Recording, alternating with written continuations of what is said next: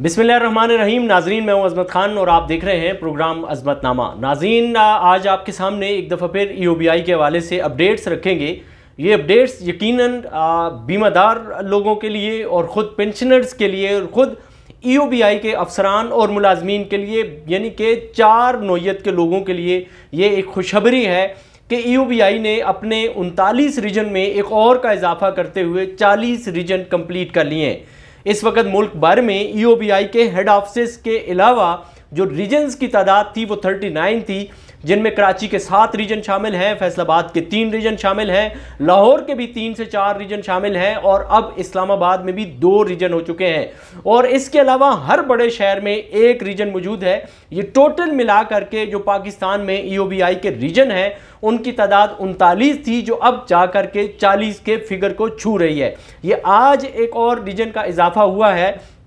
और यकीनन मुझे जो अफसरान ने इस वक्त आज मेरी मोहम्मद अमीन साहब से, जो डिप्टी डायरेक्टर जनरल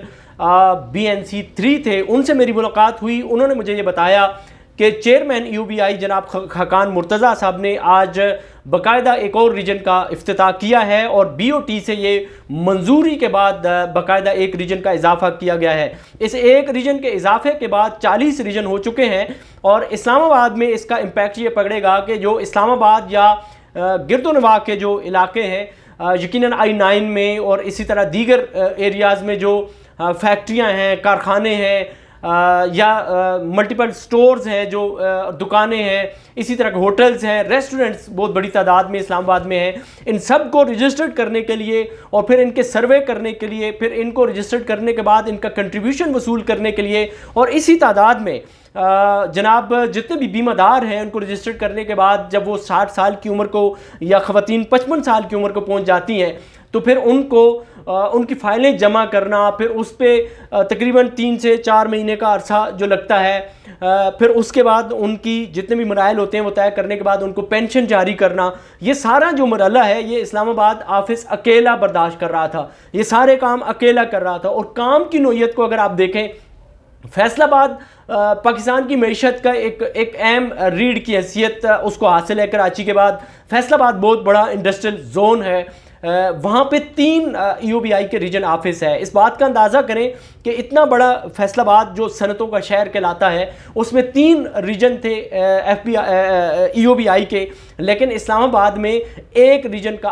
रीजन जो था वो ये सारा नेटवर्क चला रहा था और वर्कलोड इतना है कि फैसलाबाद में अगर एक महीने में 6000 फाइलें जो हैं वो अगर कंप्लीट होती थी तो इस्लामाबाद में एक महीने के अंदर 6000 होती थी। वहाँ के 3 रीजन मिलकर के अगर 6000 करते थे तो यहाँ का एक रीजन मिलकर के 6000 से ज़्यादा फाइलें जो हैं वो महीने के अंदर निपटाता था। अब सूरत हाल ये थी कि ऐसे में एक और ऑफिस की ज़रूरत थी, बल्कि 2 और मज़ीद ऑफिस की ज़रूरत थी। तो चूँकि EOBI में इस वक्त बहुत सारे केसेस जो हैं वो FIA में भी हैं, NAB में भी हैं, फिर मुख्तलिफ मुल्क भर की अदालतों के अंदर भी केसेस ज़ेर समाअत हैं, इसलिए कोई भी अफसर या कोई भी चेयरमैन जो है वो